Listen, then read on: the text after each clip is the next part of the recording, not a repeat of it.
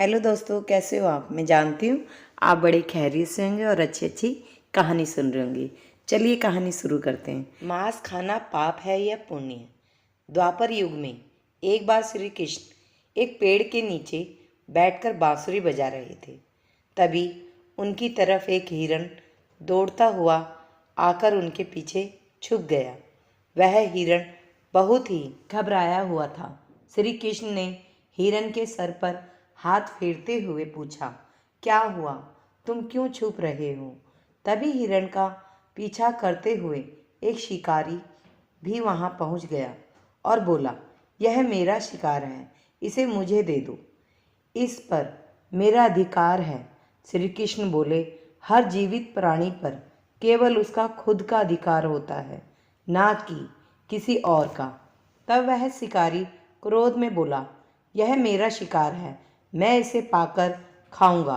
तब श्री कृष्ण बोले, किसी भी जीव को मारकर खाना पाप की श्रेणी में आता है। क्या तुम पाप की भागीदारी बनना चाहते हो?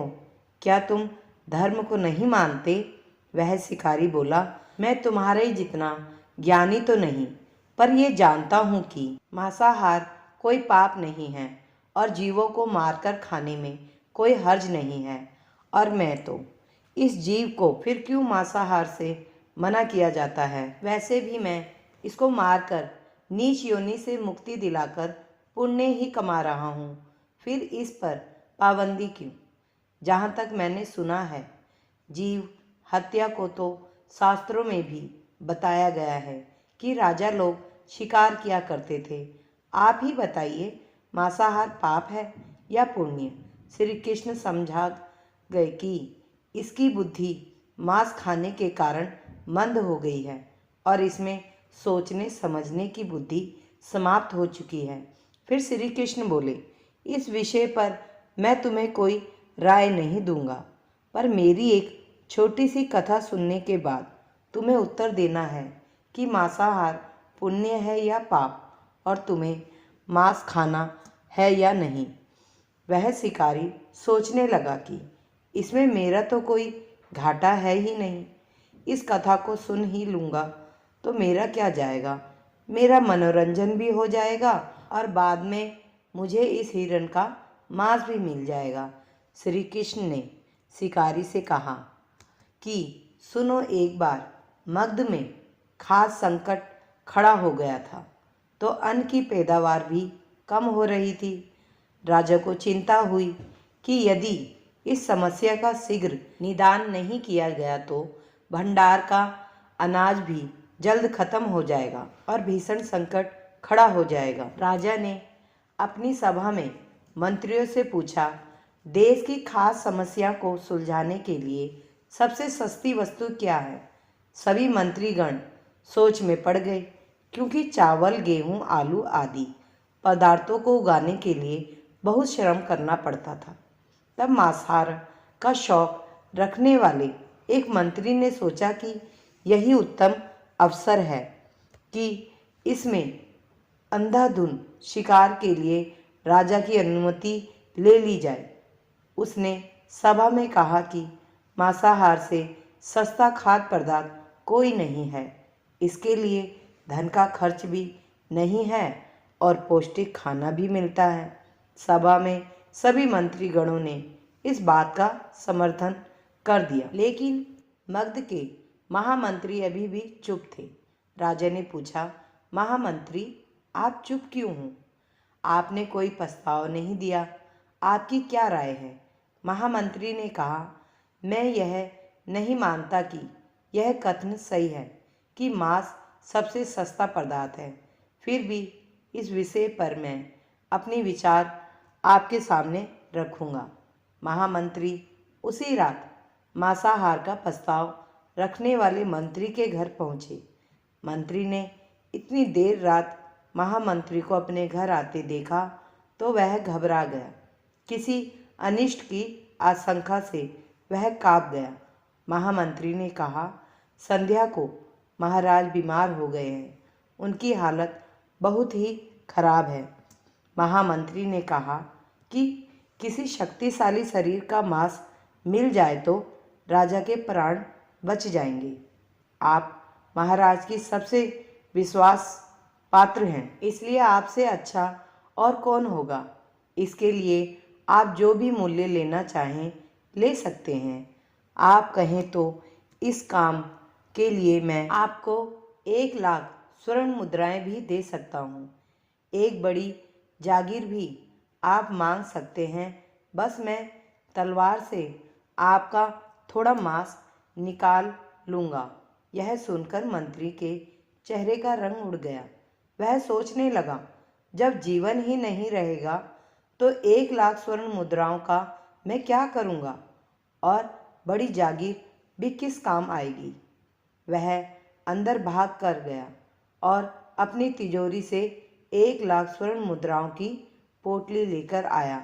उसने महामंत्री के पैर पकड़ लिए और उनसे बोला, महामंत्री जी, मैं आपकी 1,00,000 मुद्राओं में अपनी 1,00,000 मुद्राएं और मिलाता हूँ।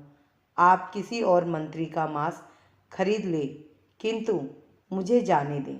महामंत्री जी यह समझ चुके थे कि मंत्री को समझ आ चुका है, पर महामंत्री ने आगे कहा, आप शरीर से बलवान हैं, आपकी कद काठी महाराज से मिलती जुलती है, इसलिए वेद जी ने खास तौर पर आपका ही नाम लिया है।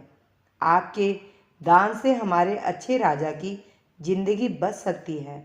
आप कहें तो मैं आपको महामंत्री का पद देने को तैयार हूँ और खुद आपका सेवक बनकर रहूँगा। उसने याचना की कि महामंत्री जी, मैं इसके योग्य नहीं हूँ। जब प्राण ही नहीं रहेंगे तो मंत्री पद का या राजा का सिंहासन भी मिल जाए तो मैं उसका क्या करूँगा।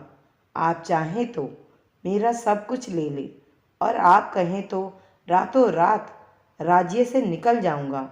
इतना कहकर वह अपनी घोड़े की ओर भागा और जैसे ही अपने घोड़े पर बैठने लगा और आवाज़ आई कि तुम तो जा रहे हो और अपने परिवार को पीछे छोड़े जा रहे हो। मंत्री बोला, मेरे अपने प्राण से प्रिय कुछ भी नहीं है। जब जीवन ही नहीं रहेगा तो परिवार का क्या करूँगा। जीवन रहा तो ऐसे ही सुखी रह लूँगा। इतना कहकर घोड़ी पर छलांग लगाकर बैठ गया। वह अभी चलने को ही था कि महामंत्री ने घोड़े की लगाम पकड़ ली और कहा, आपको भागने की जरूरत नहीं है, आप आराम से घर पर ही रहो, मैं किसी दूसरे मंत्री के घर जाता हूँ। यह कहकर महामंत्री वहाँ से चले गए। महामंत्री के जाने पर मंत्री के अंदर कुछ जान तो आई, परंतु उसकी नींद खराब हो चुकी थी। 1,00,000 मुद्राएं लेकर महामंत्री बारी बारी से सभी मंत्रियों के घर गया और सभी से राजा के लिए थोड़ा सा मांस मांगा, परंतु कोई भी देने के लिए राजी नहीं हुआ। सब ने अपने बचाव के लिए महामंत्री को किसी ने 1,00,000 तो किसी ने 2,00,000 मुद्राएं तक दे दी।